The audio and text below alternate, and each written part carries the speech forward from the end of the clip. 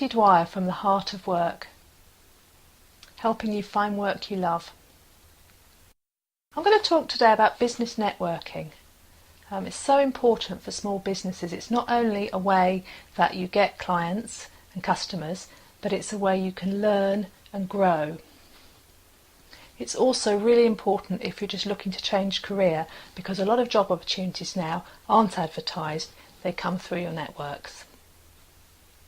So here are 5 tips to help you get the most out of your business networking. Firstly, plan your introduction. Whenever you go to an event, whether it's a formal networking meeting or a conference, you will need to introduce yourself, either round the table formally or informally. So think about what you want to say, what are the important things that you want people to remember about you, and keep it brief. Who you are, what you do, who you do it for, what you're looking for. And it can help to rehearse and practice it a few times, not so it becomes overly rehearsed, but just so you're comfortable with saying it. The second tip is to be proactive. If you're going to a networking event, part of the reason is to meet people you haven't met before. Now, we all tend to be a little bit shy, or most of us do. So even if you find this a bit scary, I encourage you to just take a deep breath, go up to someone and introduce yourself. They'll be glad you did. I usually do this quite simply. I say, "Hello, I'm Felicity." And then usually the other person will just introduce themselves and you're away. And then I'll normally follow up with a simple question. If it's a business network, I might say, "Tell me about your business." If it's a more general event like a conference, then an open question like, "Where are you from?" works well. The person can tell you about their business, or they can tell you where they live. It just gets the conversation going without pressure. My third tip, and this is really important, is listen. We tend to like people who are interested in us. So when you're talking to somebody at an event, you want them to think, yes, this person's interested in me.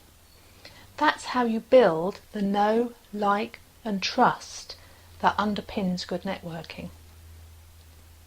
Now, if you're unfortunate enough to get caught with somebody who doesn't listen and just wants to tell you about their business and sell to you and push a business card in your hand, well, chances are that you'll be avoiding them at the next meeting, so don't be that person.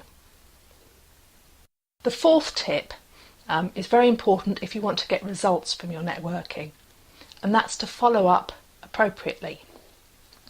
So I don't follow up with everybody at a networking event, but if there's been some kind of connection, then I will send a follow-up note, either a brief email. Sometimes I'll just send a tweet and follow the person on Twitter. If I think there's a chance for us to work together, or I want to deepen the connection, I might send an invitation on LinkedIn or invite the person for a coffee. It's just choosing a way of following up that's appropriate. Just a little word of warning, it's fine to contact people afterwards, but if you've got a mailing list or newsletter, do check before adding somebody to your list. My fifth tip is about online and offline networking. Now, a lot of these tips can apply to online networking too, but in my opinion, one of the most powerful ways of networking is when you combine online and offline. So if you're going to a networking event, see if you can connect with people online first. That way when you get to the event, the ice is already broken. And of course, you can follow up an event on Twitter, on Facebook, as we've already talked about. And if you go to an event organised by a good networking group like Fabulous Women, there will be structures in place to help you continue your networking, for example, a LinkedIn group or an online forum. I'm Felicity Dwyer from the Heart of Work. I help people find work they love. Contact me at heartofwork.co.uk.